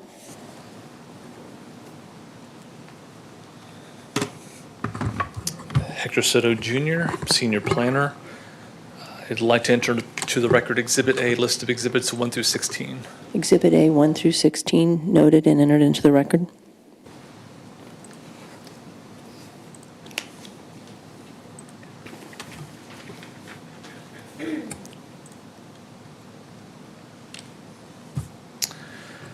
So, as the applicant has stated, the application before you is a very stripped down or much more focused development plan than what you saw 3 months ago, back in end of October, I believe October 23rd, I believe it was the date. So, at that time, the project had 3 phases, as he showed that previous plan. Seemingly, the first phase, single-family detached, which was consistent with the existing land use types that are out there, of similar lot size and lot widths or comparable to what's out there, was seemingly not a concern from area residents at that time, and Planning Commission and City Council did not seem to express concerns regarding that phase one development. So the applicant here has brought back forth for your consideration is phase one, which is unchanged in its layout, number of lots, any of that. As he mentioned, there's still remains one amenity area. Well, there's the passive amenity area that he pointed out, and there's the more active amenity area, which is also consistent with what was preliminarily shown last time, 3 months ago. So just to refresh everyone and what the existing conditions are, you can see that the existing development basically is existing along the north, east, and south boundary with the middle area open. There are some projects that are perhaps under a different developer will fill in some of this area here at the southwest quadrant. But the area that's being focused on today is the approximately 65 acres that make up this middle swath and onto a little bit of the south boundary of the Kensington Farm property. Consistent with the comprehensive plan, the proposed detached single-family residential is consistent with the comprehensive plan residential 1, which does call out for low-density single-family detached residential development. Some of these items are still compliant with some of these items that were brought up last time, where the proposed single-family detached is consistent with the goals and objectives laid out in the Community for All Ages plan, as well as the Strong Neighborhoods and Housing Choice section of the Ignite Comprehensive Plan. Given that these particular lots are still single-family detached, but they are of a narrower nature and smaller lot, the product that's being proposed here does fit within that missing middle housing spectrum of housing products. If you were just to use just this particular image here, you can see kind of more the cottage court or smaller lot, single family kind of fits kind of more in the middle of this particular graphic. So it still achieves that goal of providing some additional housing stock to that missing middle area. Just a little bit for your edification, or just reminding what the original plan was for the overall 320 acres of the site, which called for about 735 total units, later amended to about 731 Again, just kind of a reminder, the images on the left are the original building elevations that were proposed by Pulte. Later on, there was a subsequent 2014 plan amendment that updated the architectural style just to reflect some of the differences in materials and aesthetic preferences and changes that evolved over the intervening 9 years from the time Pulte originally developed it. So just again, kind of to use a term that the applicant mentioned, so the basic stats of this particular project is 68 acres approximately, 235 dwelling units, with an overall density of 3.9 dwelling units per acre. The overall density for the original Kensington Farms was in the 2.5-ish range, I believe 2.2 at one point, 2.2 to 2.5 or so. So this one's at 3.9, but again, just wanted to point out the fact that the reason why this density for this area is higher is just more of a function of just how the lines are drawn out. So once the overall development is taken into consideration with all of the common areas, that'll kind of water down the density a little bit, kind of more normalize it. So so the higher density that you see here is just really just a function of just how tight the boundaries are within the actual lot configuration that's being proposed in front of you. So the phase one building architecture that's being proposed, again, is consistent with some of the drawings that were previously shown here, the more updated ones here on the right-hand side. So it does have a mix of single-story and two-story. The original Pulte homes had 1, 1.5, and 2-story options. So the proposed development and the architectural aesthetic that they're proposing as part of that palette from which homeowners can choose falls within that range of what was originally approved. Road improvements here, since we're just looking at phase one, if you recall, the previous plan for phases 1 through 3 had a number of other improvements involving Prairie Lane realignment and other changes. With this phase one project, the limits of the road improvements to be done are limited to just providing a 10-foot shared use path from Southwest Ward Road at the far east end to Rupert, which is the midpoint or the existing westernmost curb cut along County Line Road. So for this phase one, there are no other road improvements that are required. The existing infrastructure that's there is able to support the traffic generation from these 235 lots. So the only road improvement that is required is just that 10-foot shared use path. Stormwater, there are some existing facilities. There are some facilities over here on the west end. And so they'll be able to provide adequate stormwater infrastructure as they build out this plan. The stormwater locations are no different than what you previously saw. But at full build out, there'll be some additional drainage detention areas. I'll just touch on here that the one required neighborhood meeting to meet the UDO ordinance was held on January 6th, 2026. There were 25 residents, I believe, that attended that meeting. And the applicant had mentioned that there were a number of other informal meetings that have been held. So I will point out down at the bottom comment here that with this application, we have not received a single phone call, a single email, any protest petitions, anything from the public regarding any objection to the development. So, I believe we only have 2 citizens here that wanted to speak regarding this application. So it seems to be reflective of quite a bit of communication that's already occurred between the applicant and the adjoining residents. So there are 4 conditions of approval. There are, basically codifying everything that is before you here and making it clear that this plan is only for development of the phase one limit. So this is only for the 235 units. Any further development beyond those boundaries would come back before you and City Council under separate applications. So I'll yield to any questions you may have. Thank you, Hector. Are there any questions for the staff or applicant? And I can start with you, Commissioner Yerington. I don't have any questions right now. Commissioner Frazier? Okay.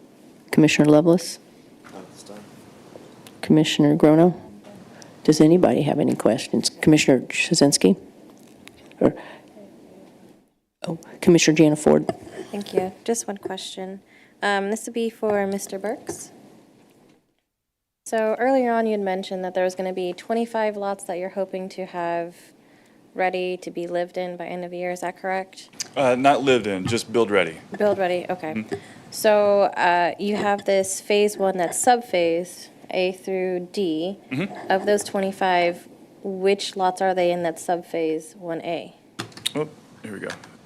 So using the existing road network, so Cornwall is the major thoroughfare that has, they're essentially build ready for the most part now, right? They just need to be cleaned up and the utilities are able to be tapped into at that point. We'll find out more once we get into final plating and things like that. But essentially what we're going to be starting out is on Cornwall here.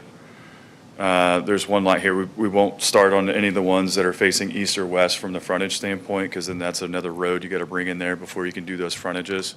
But anything that's on a north-south facing frontage along Cornwall will start to develop as well. And the same thing along Blackpool. So if we count all of these lots, I think there's about 15 without counting out loud in front of you guys right now. And then there's another 6 to 7 right here that we can go in right away. And then this rounds it out to 32 once I get to this number here. But 25 is our minimum target to get going on that, just using that existing infrastructure. Okay.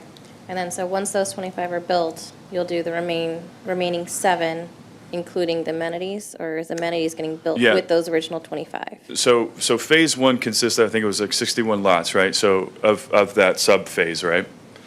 So we will continue on with that all the way through until the 61 lots are done, before we move on to the orange area, which is basically sub-phase 2, and then so on and so forth. So each phase is scheduled to have continuous build out, but when I say that we're going to have 25 lots delivered, build ready, that's the first chunk that's going to go. And then there's sub-phases inside of the sub-phases, if you will, right? From a construction standpoint, you don't want to go out there and blow it all out right away. So you kind of want to be methodical with how you're spending your money and then man hours and things like that. So it's get those going. There's really no stopping, but it's getting those going right away so then home building can go while we're still continuing on with that pink phase, if you will.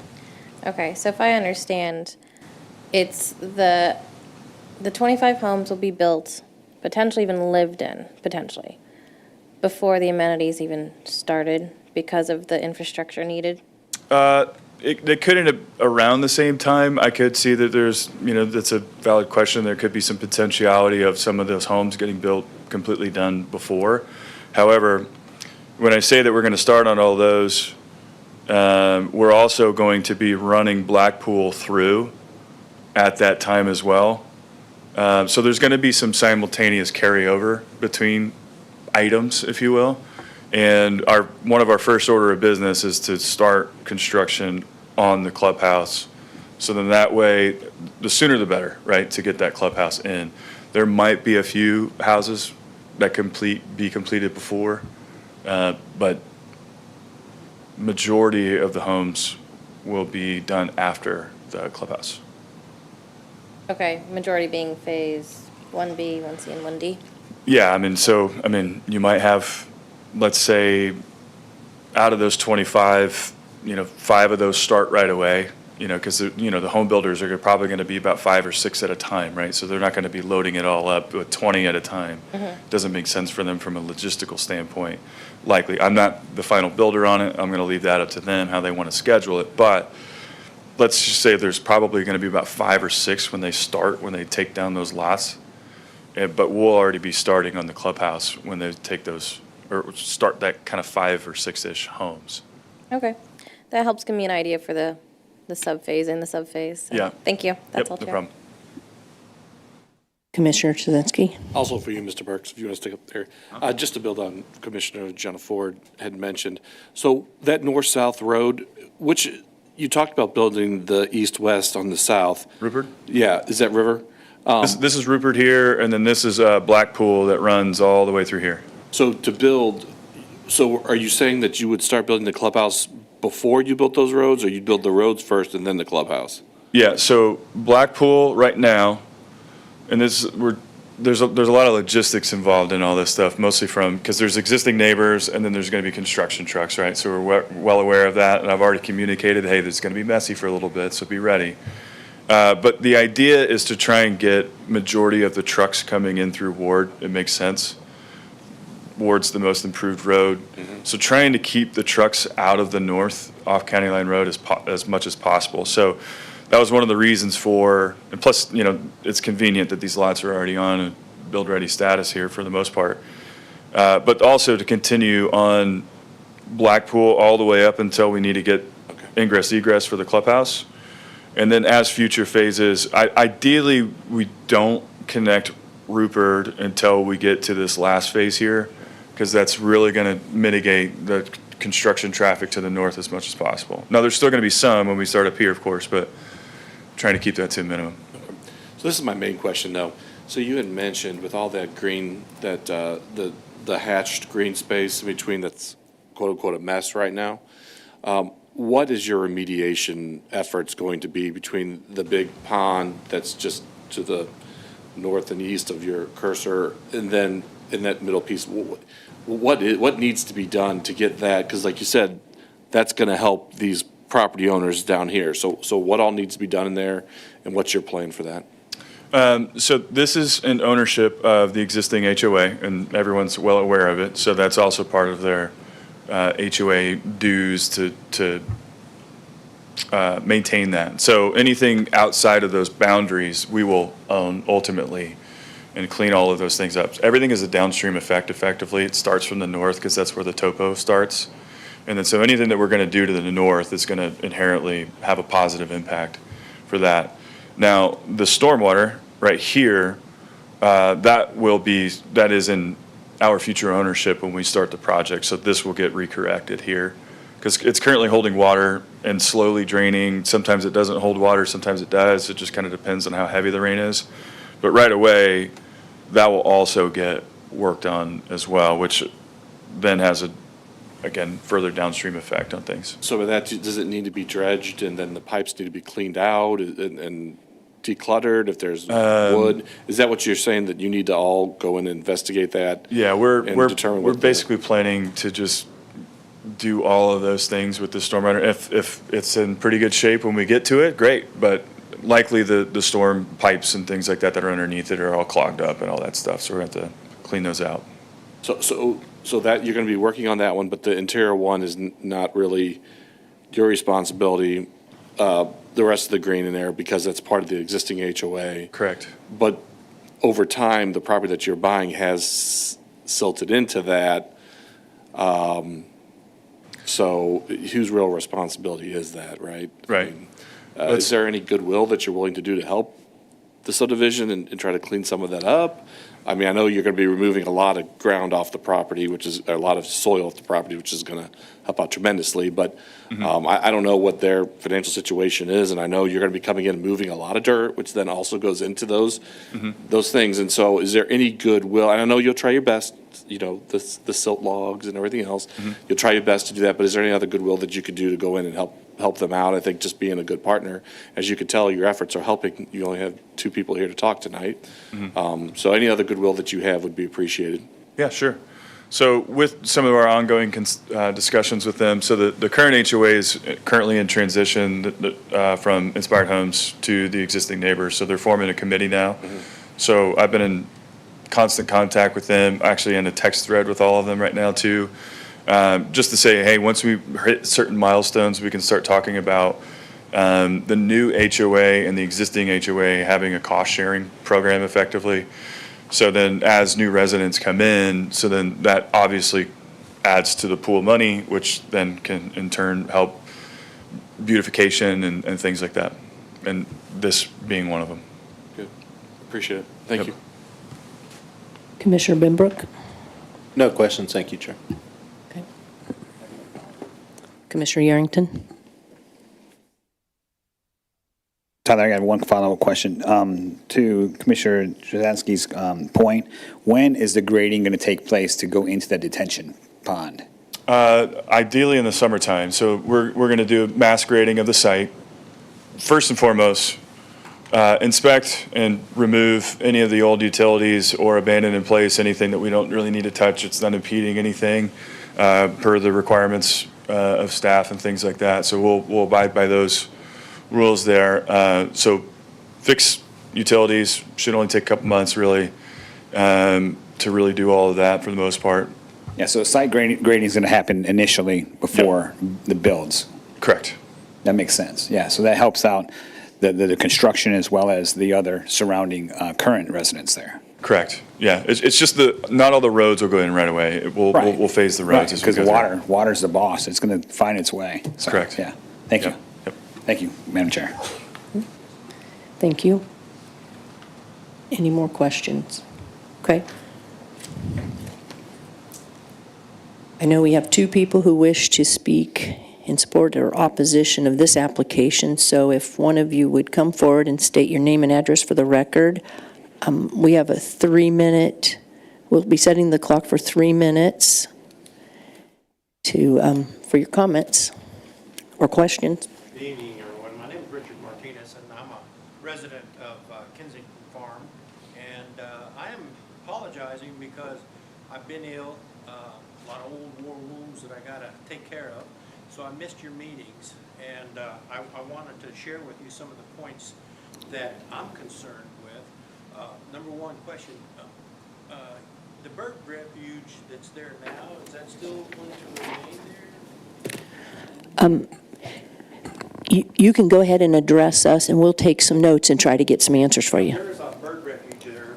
At Southwest Stanfield's where I live, and as you currently come around there is some property there that's vacant, and it has a sign that says it's a bird refuge.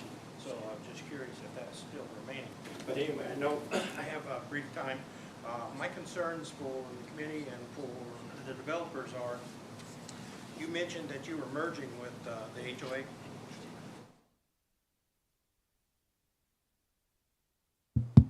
Oh, thank you, Hector.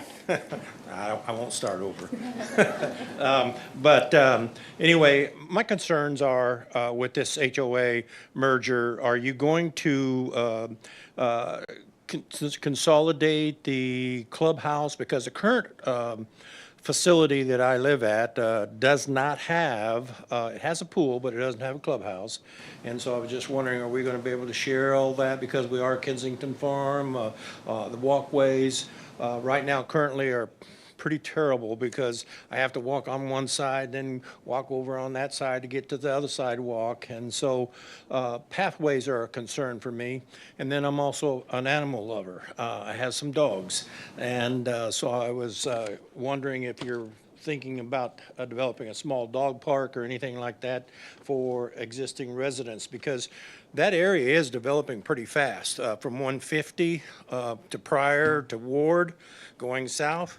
I'm all for development and increasing our population for tax purposes. So hopefully that includes some of these amenities for us seniors to enjoy our life of walking as well as we can. And so, you know, the things that I would like to see concerned are the merger with the HOAs, the community building sharing, the center, the pathway, walkways, the dog parks, just a friendly area where families can visit. You know, I'm not saying a giant park or anything like that, but just somewhere where families could sit, like around the pool area, and just get to know each other. So those are my main concerns. And if you are having any additional meetings, I'll plan to be there, God willing. Okay, thanks. Thank you. Did you have any comments or questions for this application? Okay. If you'll state your name and address for the record. I'm Robert Elliott. I live at 1906 North Prairie Lane in Raymore, at the corner of Prairie Lane and 155, okay? And my question is, when they started this whole project and it was changed and they had to come back and do single-family housing, they gave you a full plan as to what was going to happen, what was going to be phase 1, phase 2, and phase 3.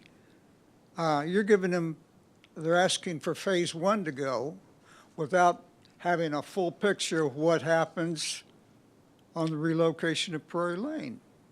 And so that kind of means, are you giving them a license to steal? And we don't know what's going to happen on the other 2 phases that are not being requested as a, you know, this is kind of like, where's the rest of the plan? And without the whole plan, why are you giving them license to go forward? It makes no sense to me because I'm obviously involved with what happens on relocation of Prairie Lane and the watershed. So it seems like we're putting the cart ahead of the horse. Okay, thank you.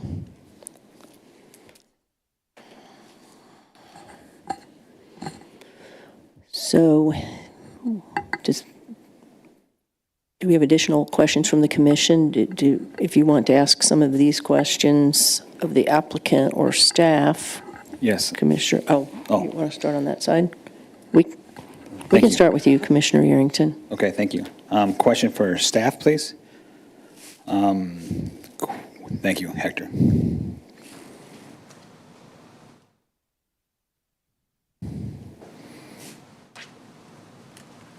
I just want to make sure that I'm speaking to the correct protocol. We are only evaluating phase 1. We're not entertaining any other phases. This is the only thing that is presented to us today. And so this is the only decision we're making on or recommending approval or non-approval, correct? That is correct. Okay. I just don't want to get confused with if we're not addressing other phases. We're just, the only role we have today is to address the first phase. Correct. Your action tonight is only for consideration for the phase 1 plan. Okay. So maybe, did you have any follow-up questions? I have more questions, Okay. yes. That as far as the bird refuge, how was the property originally zoned? It's not zoned as a bird refuge. No. The property zone P-mix, it had been agricultural prior to that. Okay. And if they come in and gets recommended, it's P-mix now? It would still operate under the existing P-mix. P-mix, okay. And my next question is for the applicant, developer. Will this be a shared community center with the current residents and the new development? Yeah, so we've had several conversations with folks about this too. There's a lot of folks that have, similar ideas, and some of them on the south side actually like the idea of this clubhouse being closer to them. So we tossed around different ideas on how to operate this thing. First and foremost, it's going to be in the new HOA. And so currently those are separate and distinct from one another, right? So in that case, they would be separate. And in theory, those existing neighbors wouldn't be able to technically use it, right? Unless a new neighbor invited them to come over, right? Simply put on that. But we've talked about some sort of like membership opportunity while the new HOA is separate from the old. And then many of the residents were in favor of doing something like that. So we're open. I'm not opposed to anybody using this thing. I think it's great that people would actually use it, because otherwise why build it? Yes. So working with them on how we could make this logistically possible and legally possible from a shared use case. Yes. Yeah, I mean, because there's liabilities and things like that if somebody's not in your HOA and they're not using it the way Part they of your should. HOA, correct. Correct, yeah. So then there's a legality piece that we have to work through, but I think there's something we could possibly do. Okay, thank you. Yep. I'm sorry, Commissioner. Just a follow-up, probably to staff, are there any official wetlands, bird refuges, anything like that that has been identified on any of this property? Because I know sometimes people put up signs just because they're nice signs and people have good, warm feelings about them, but is there anything official we have to worry about here? Hi, Sue Piles, Development Engineering Manager. The area that you showed in the green stripes, that is a wetland conservation area that they cannot go in and do anything in the center of that without following very specific guidelines for the conservation easement that was provided back when this was started. The periphery of it, you know, is fine, but there's a lot of guidelines that they would have to follow because it is a wetlands area.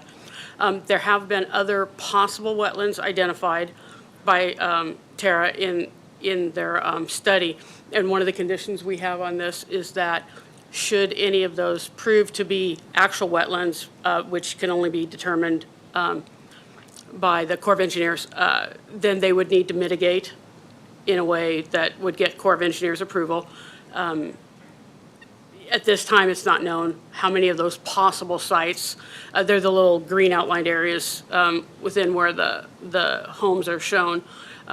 They may or may not be official wetlands. The jurisdictional determination won't be made until this is going forward, but the city will need that determination made before we would issue any permits for construction of anything.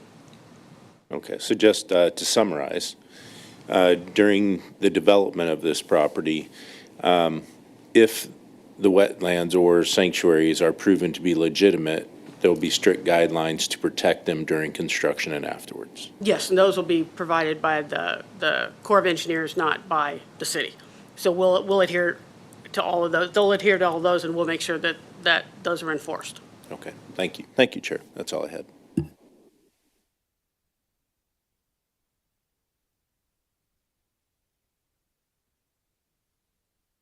So I do have one question. The relocation of the road is not really in our purview tonight because that's not in this phase. Is that correct? Because we really can't speak to that at this time. Correct. That is outside the boundaries of this particular application and will be reviewed upon application of. Can you turn on your microphone or Sorry, talk louder? I speak a little quick. Yes, you are correct. That is outside the boundaries of this particular application. Once future phases or future applications come in, we will review that at that time. Okay. If I could just add one thing to allay the gentleman's concern or the point that he brought up about where's the rest of the plan. One thing I will point out is that there's already an approved plan for these 320 acres. So with this application, we're only talking, I mean, this is going to be very rough. You're only talking about the 68 acres through the middle of this plan. So if approved, this plan would essentially supersede this 2005 plan only for the 67 acres in the middle. The remaining, we'll say, western third of this property would still have an active plan on it. It would just be kind of the remnant of that 2005 original plan. So there's now ultimately what the developer chooses to do with that western third will come forward as a future application for other development. But even with this development here, this other original alignment with the school property on the southwest corner and all these single-family homes at the northwest corner, that is still valid. So that is still an active plan that lays out how the rest of it could lay out. Now, whether a future applicant, be it this applicant or a different applicant, comes forward with a different application to realign, redo this area, that'll be done at a different time. But there will still be the remnants of this plan that will still be active for this western third. So. Okay, thank you. Madam Chairman, so Hector? So what you're saying is that this developer, if he wanted to, could go out and negotiate to buy his property and build exactly what's on here. That is the plan that's approved. Correct. So for this gentleman back here is concerned about what the plan is, this is the plan. Correct. And the plan, and just as a reminder for everyone, this original 2005 plan did call out that for these other future phases, which would be kind of like the phase 2, I guess we'll call it, already does address the realignment of Prairie Lane. So that was something that was already considered back in 2005 and was accounted for with this plan. You can see this alignment here. But for this specific application, they're just essentially looking to amend this middle 68 acres of it. The rest of it will still be active, still be valid, and can still be built upon. So. Madam Chairman, can we make sure this gentleman has a copy of this plan? If he doesn't already, can we at least make a photocopy of it or give it to him so that he can provide that? He'll know what he's bound to currently? So. That's a great idea. Yeah. Thank you, Hector. Any more questions from the commission? Okay. Does the applicant care to respond to any questions or comments? Okay. All right. So hearing no further testimony, I will close the public hearing and reopen the regular meeting. Any discussion from the commission on this application? Start with you, Commissioner Benbrook. Thank you. Just glad that you went through some hard work with the neighbors. As Hector mentioned, the fact that there's not a room full here speaks to the coordination and the effort that the applicants made, and I'm grateful for it.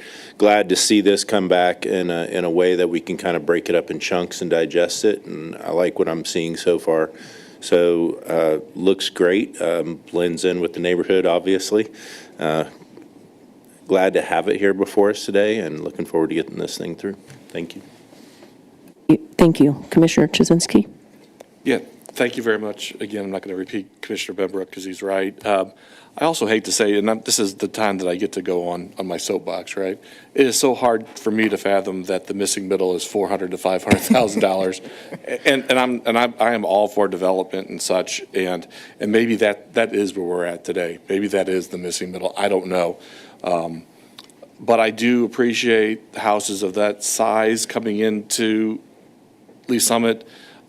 Maybe that allows some younger people to get into a home and have some ownership there as opposed to some apartments and some other things. I think there's places and pieces for all the different types of home ownership and rentals that we can have, and I think our city should really embrace that. I think our staff does a great job putting together our plans, our comprehensive plans on where those should be, and I think you'll see every city has them, and I think it's all a part of it. So, and I do appreciate, Mr. Burks, I mean, you bringing this back and doing the part that we asked you to. You know, my big concern was always that this is single family, all surrounding this whole area, and then you brought back something that's single family that continues with what's very similar to what's adjacent to it. And so I think it's a step in the right direction.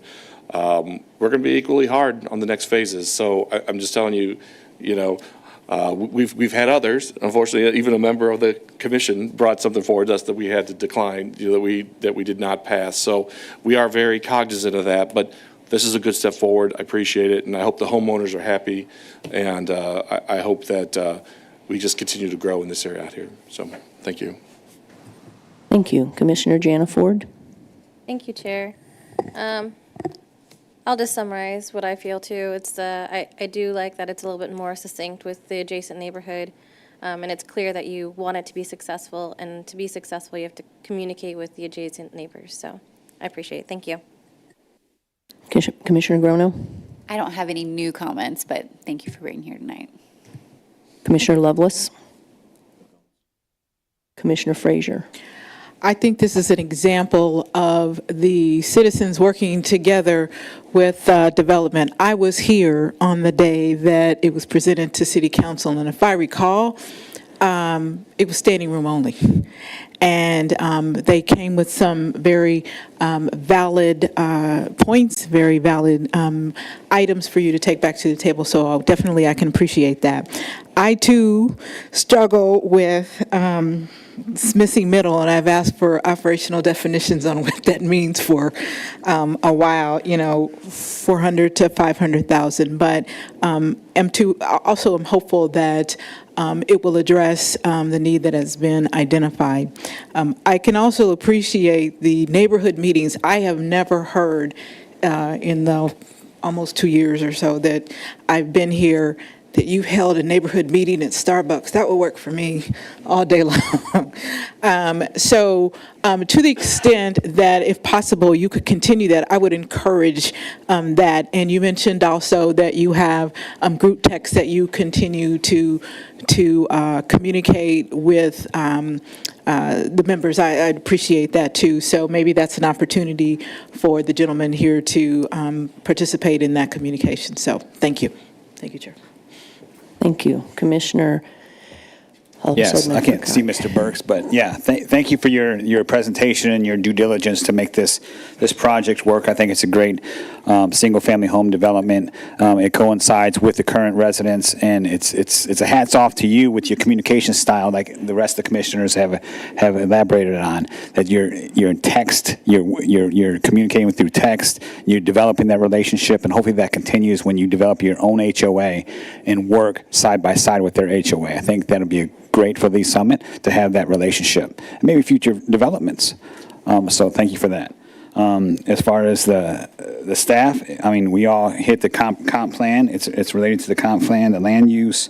The developer is making sure that the drainage, storm drainage, goes into effect. That's the first thing they're going to be working on when they develop this. So I'm all in favor of this project. So thank you. Thank you. I would just say thank you, Mr. Burks, for working so hard and coming back and for reaching out to the neighbors. I think it goes a long ways, and I would encourage you, Richard, I'm sure that Mr. Burks would be glad to talk to you about communication going forward.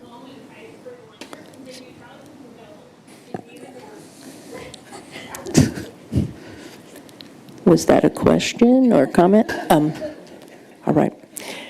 So I would entertain a motion at this time from someone on the commission, please. Yeah, go ahead and motion.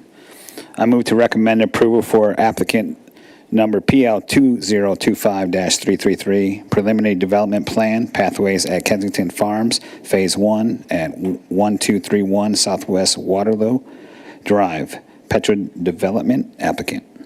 Second. Can we get a roll call vote, please?